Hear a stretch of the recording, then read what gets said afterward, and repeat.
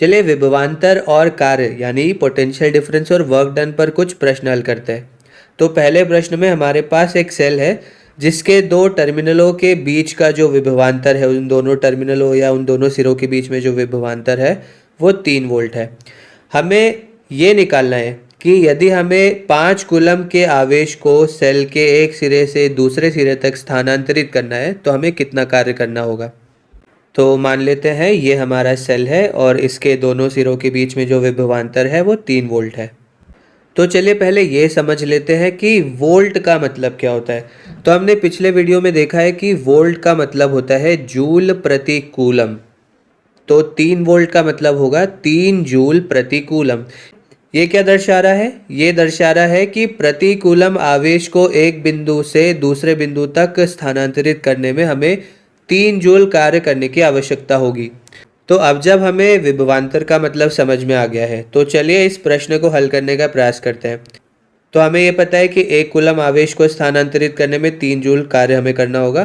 तो अब आप वीडियो को रोकिए और सोचिए कि 5 कूलम आवेश को स्थानांतरित करने में आपको कितना कार्य करना होगा। ठीक है, तो 1 कूलम के लिए हमें 3 जूल कार्य करने की आवश्यकता है। 2 कूलम के लिए हमें इसका दुगना कार्य करने की आवश्यकता होगी।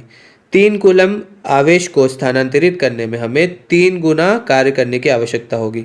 तो यहाँ पर 5 कूलम है यानी कि 3 गुणा 5 यानी कि 15 जूल कार्य करने की आवश्यकता होगी।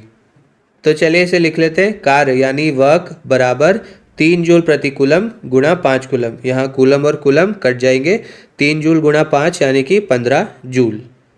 तो 5 कूलम आवेश को स्थानांतरित करने के लिए हमें 15 जूल कार्य करने की आवश्यकता है।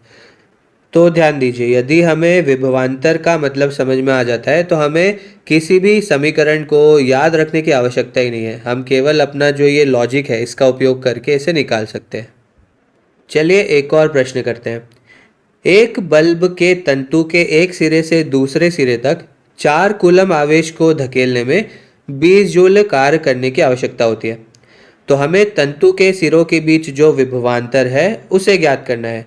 तो ये पिछले प्रश्न का ठीक उल्टा हो गया। तो फिर से आप वीडियो को रोकिए और खुद से प्रयास कीजिए।